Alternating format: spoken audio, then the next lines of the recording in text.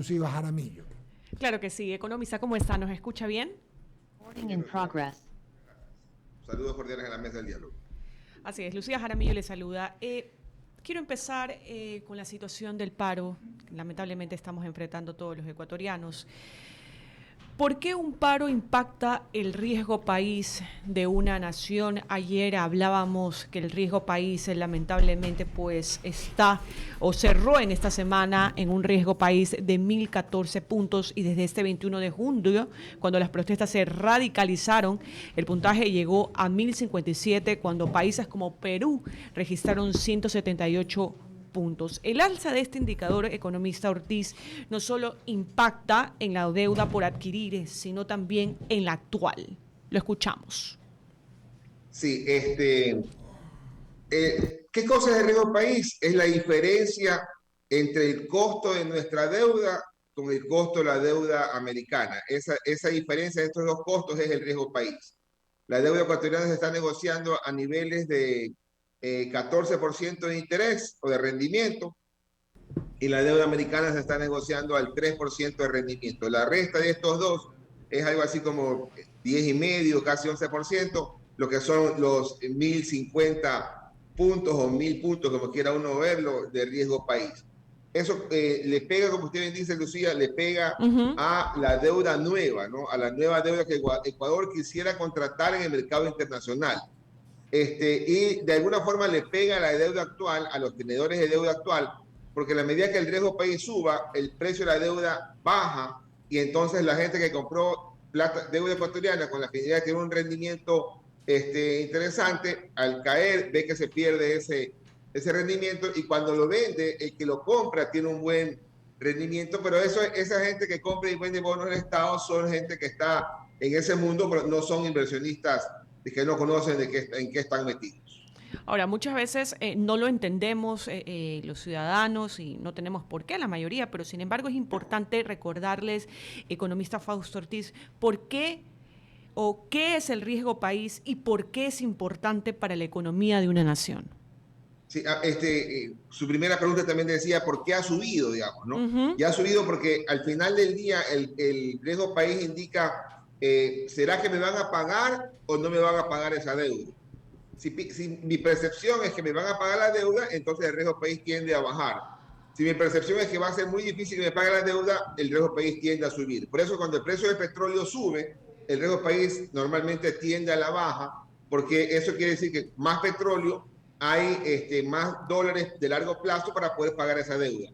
Y hoy día, como lo que está en juego es la continuidad del gobierno del presidente Lasso y la posibilidad de que en estos días la Asamblea pueda llegar a decir, presidente Lasso, lo vamos a sacar por legal o ilegalmente, o constitucional o inconstitucionalmente, lo vamos a sacar. Entonces el mercado dice, hay un riesgo de que haya una inestabilidad que complique el pago de la deuda. Y eso tiene una implicación, porque mientras más alto sea el riesgo país, también va a ser más difícil que la gente diga, voy a invertir en una empresa ecuatoriana, porque seguramente voy a exigirle mucho más rendimiento. Ahora, se conocía por parte del ministro de Producción, Julio José Prado, el tema de que el sector productivo ecuatoriano pues ha perdido 500 millones de dólares por el paro, por las manifestaciones, y que sin duda la ciudad más impactada por estas manifestaciones es Quito, cuyas ventas están pues en un 60% por debajo de lo normal. ¿Cuánto tiempo le tomará al país recuperar estas pérdidas?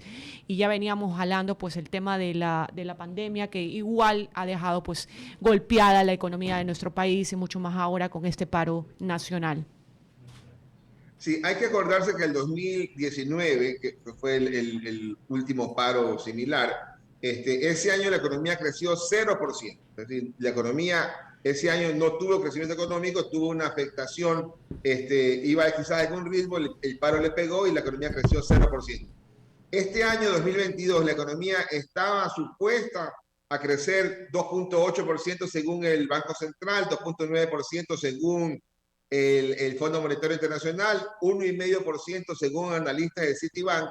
Entonces, esta paralización, estas pérdidas, frenar la economía, frenar las inversiones, afecta negativamente al crecimiento económico. Por lo tanto, si creíamos que íbamos a tener un 2,8, hay que ir tachando esa expectativa y hay que ir ajustando hacia abajo. Y si pensábamos que íbamos a tener una inflación del 5,5% en este año, por lo que ocurría a nivel global, hay que ir pensando que esa inflación va a ser un poco más alta porque los resultados de los precios han molestado en este mes de junio. Quizás se corrijan en el mes de julio, pero ya queda golpeado el tema de precios y seguramente vamos a tener una inflación ligeramente más alta del 6% al cerrar el año 2022. 8 de la mañana con 38 minutos. Sigue con más preguntas Jaime Velázquez. Lucía, buenos días Fausto, buenos días con todos. La verdad es que placer tenerte por acá. A ver, te voy a hacer los números más o menos de lo que se ha visto. 600 millones era lo que había conseguido la CONAI hasta el momento, que iban a impactar en el presupuesto. Si acceden con 30 centavos más en la gasolina, eso sería más o menos 600 millones más. Es decir, 1.300 millones sería lo que impactaría inmediatamente al presupuesto del Estado. Con un déficit de 2.000 pasa a 1.300. O sea, perdón, a 3.300. ¿Qué va a pasar entonces de aquí hasta diciembre? O sea, las cifras se van a pique, todo económicamente hablando, el riesgo país sube, el crecimiento va a ser, no creo que llegue ni al 2 ni al 1, sino está por 0.5 o 0 o menos 1.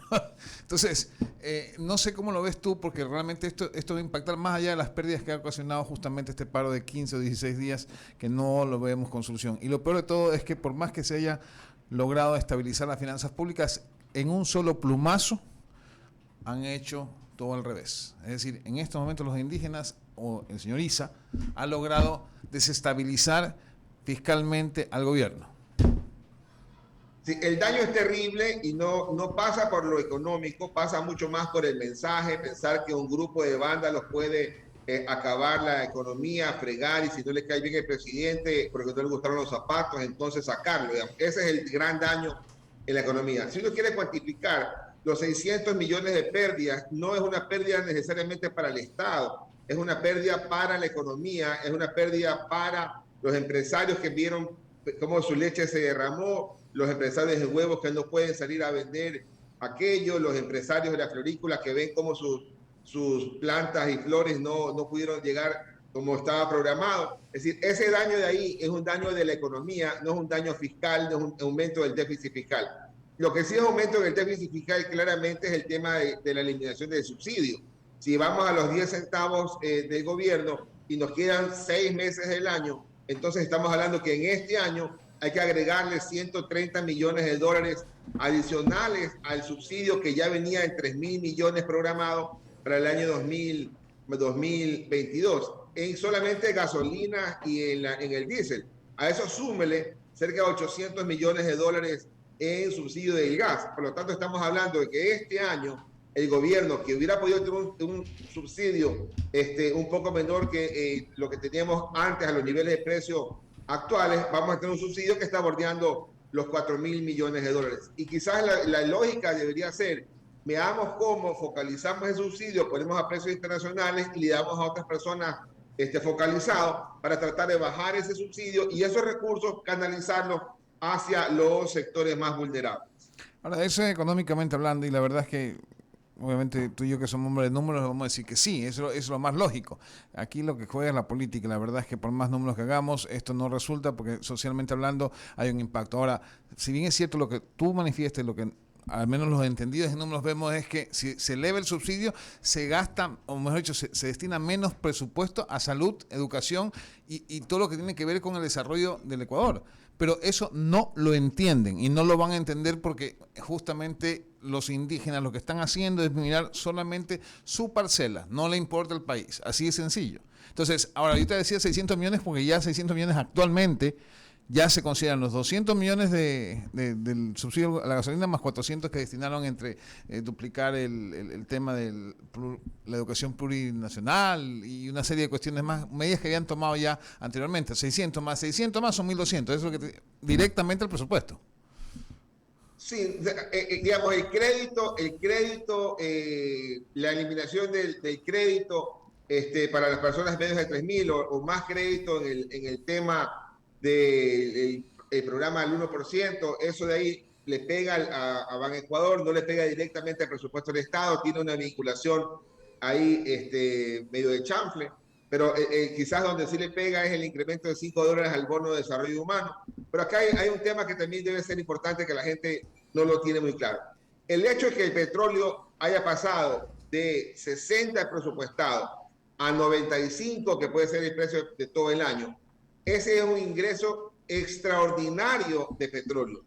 No es un ingreso extra. O sea, son dos cosas distintas. Es extraordinario porque vamos a tener 2.000 millones adicionales que no estaban presupuestados. Pero esos 2.000 millones caen en un hueco enorme que se llama déficit fiscal, que estaba presupuestado que sea 4.000 millones. Entonces, si entran en el hueco de 4.000 millones, 2.000 millones extraordinarios, el hueco ya no es 4.000, el hueco se hace más pequeño, se hace de 2.000, pero no quiere decir que yo tengo 2.000 millones extras para gastármelo. Tengo 2.000 millones que me ayudan a no tomar 2.000 millones de dólares adicionales de deuda. Es confuso, es complicado. El gobierno debió haber dicho qué iba a hacer con ese ingreso extraordinario. Debió haber dicho que iba a darle 10%, 20, 30 o 40% de ese ingreso extraordinario hacia la economía, porque lo podía hacer. Tuvo la oportunidad, se atrasó en hacerlo y, como decimos en el barrio, lo gabelaron. ¿Y eso es producto de la inexperiencia o simplemente decisión política? O sea, buena parte es buena intención de bajar el déficit fiscal muy fuertemente, buena intención de tener una situación con el Fondo Monetario que nos dé plata en buen nivel, que nos entren los últimos 1.000 millones de dólares que todavía no llegan a las cuentas fiscales. Hay una buena intención, pero en la política las buenas intenciones no cuestan, ¿no? Más bien hay que entrar a actuar, y se dijo al gobierno que había que entrar a hacer más obra pública. Se dijo al gobierno que quizás debió comunicar un poco mejor el tema de la inflación, que este año dijimos va a estar arriba del 5%, cuando el año pasado estuvo en 1.9%, mientras el mundo ya estaba bordeando el 5%. Clarísimo, Fausto. Le doy el paso a Ramiro Cepeda, que tiene más preguntas para ti. Adelante, Ramiro. Fausto, ¿cómo te va? Yo siempre escucho tu criterio porque además de hablar de números y finanzas, entiendes el tema político y sabes que estar en la cartera de Economía y Finanzas no es solo tener un presupuesto equilibrado, sino tener a un pueblo tranquilo. Y es el arte de manejarse en una cuerda floja para no caerse, porque así es la economía del Ecuador, una cuerda floja para no caerse. Hoy hemos tenido un año en que nos han tenido sin respirar bajo el agua como país, con tal de tener un presupuesto equilibrado, que en 2 semanas lo han mandado al carajo. Ya, ¿para qué trabajar tanto si en 2 semanas lo mandan al carajo? No es posible. Pues hay la frase que aplica para el empresario, que aplica para la familia, que aplica para el país también, no la parte fiscal.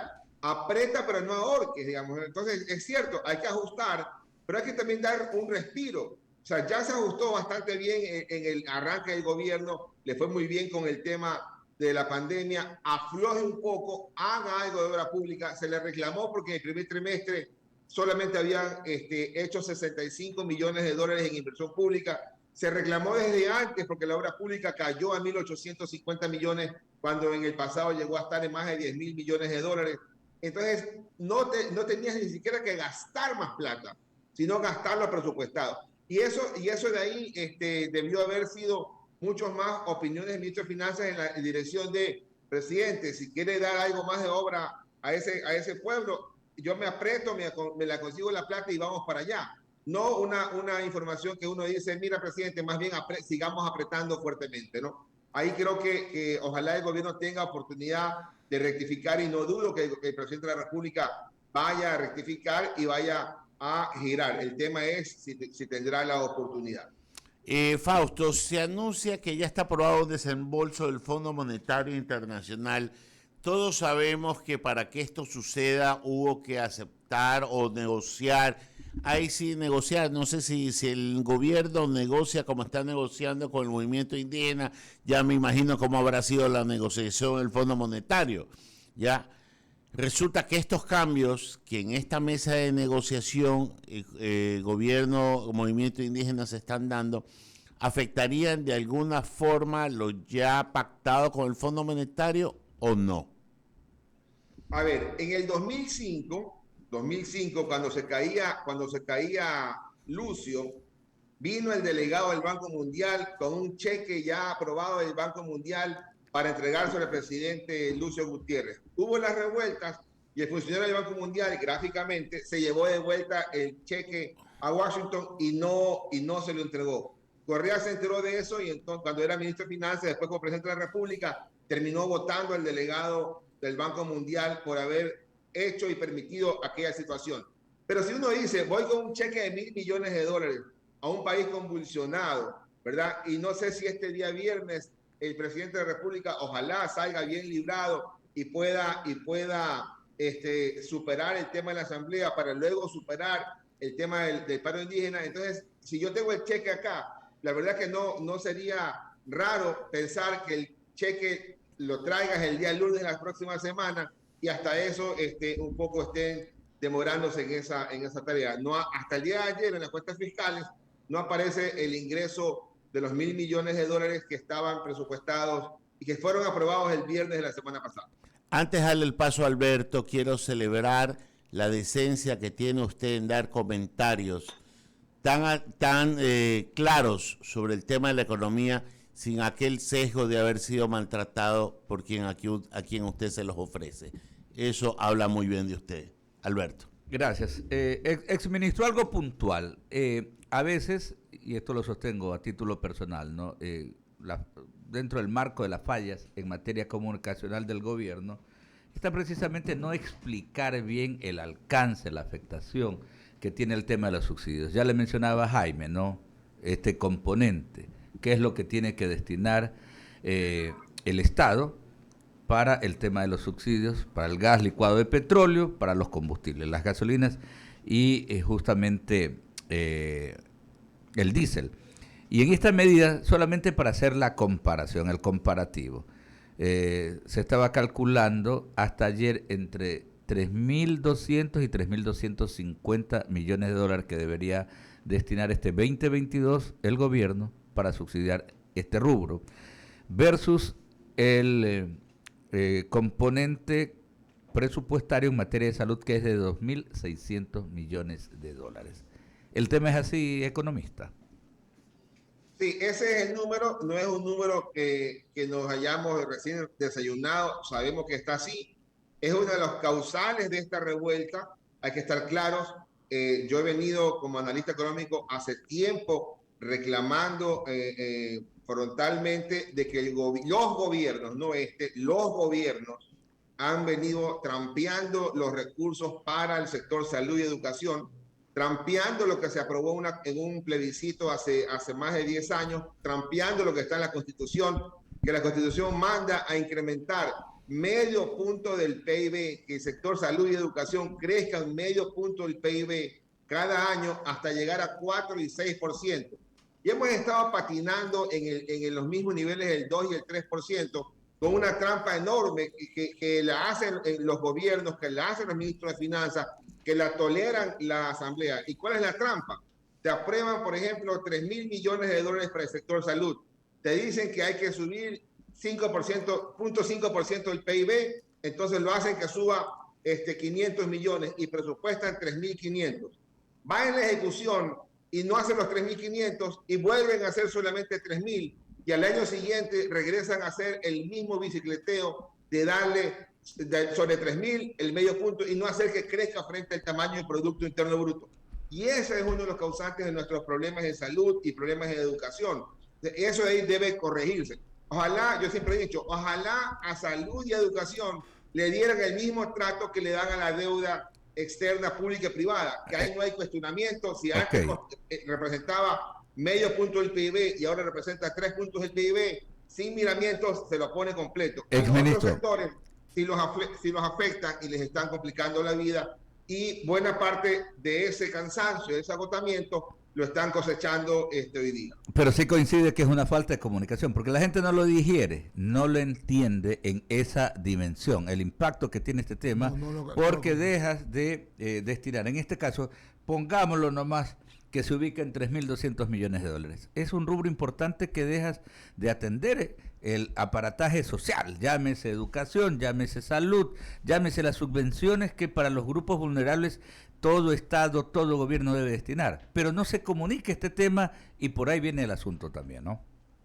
Sí, sí, Alberto, pero también hay que estar claro, se está haciendo en salud y educación lo que estaba presupuestado. O sea, no, el precio, lo que no está presupuestado era este precio alto de petróleo y que el subsidio se vaya arriba, ¿verdad? Entonces, pero lo que estaba presupuestado en salud y educación es lo que se está haciendo, que es poco, y ese es un poco el reclamo, es poco, debería ser más. Y por supuesto, para hacerlo más, deberías entonces tratar de corregir el tema de los subsidios que lo arranca el presidente Lenín Moreno en su mandato pasado. Perfecto, economista. Solamente saludarte, Fausto, y hacerte una previsión. Perdón, más que una pregunta en tu concepto. De aquí a fin de año, ¿le va a tocar entonces al gobierno hacer algún tipo de arreglo en la economía? ¿Van a tener que hacer algún, como llaman ustedes, un maquillaje, algo para poder mejorar y que no sea complicado para la situación de la gente de a pie? La respuesta cambia, Eduardo, día a día, ¿no? Hoy día la respuesta es sí. El día viernes no sé si es que la Asamblea llega a conseguir los votos y tengamos que hablar con el vicepresidente Borrero como presidente de la República. No sé si después de un mes el vicepresidente Borrero esté en funciones.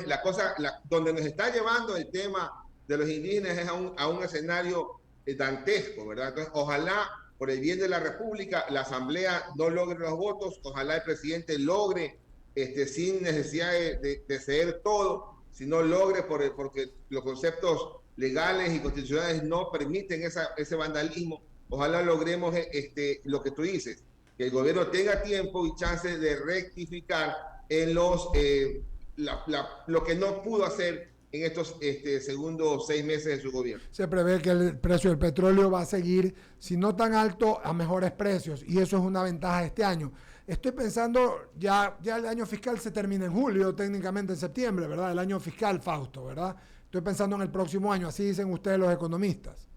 El año fiscal termina el 31 de diciembre, el gobierno tiene que hacer la proforma presupuestaria ahora por el mes de septiembre para mandarlo a la Asamblea en el mes de octubre. Esa es, entonces, o sea, es en septiembre que el año fiscal ya ajá. El impuesto en la salida de divisas vuelve a caer después de un par de días, otra vez 0.25, para que ya no sea 4.5 que estoy día, va a ser 4.25.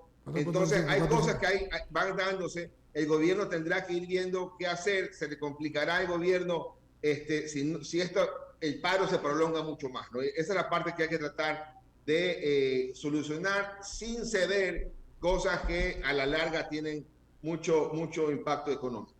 Muchas gracias, querido amigo Fausto Ortiz. Nos estamos conversando. Gracias por la amabilidad. 8:55 de la mañana. Oiga, Ramiro, tenemos que dar un par de pésames, ¿no?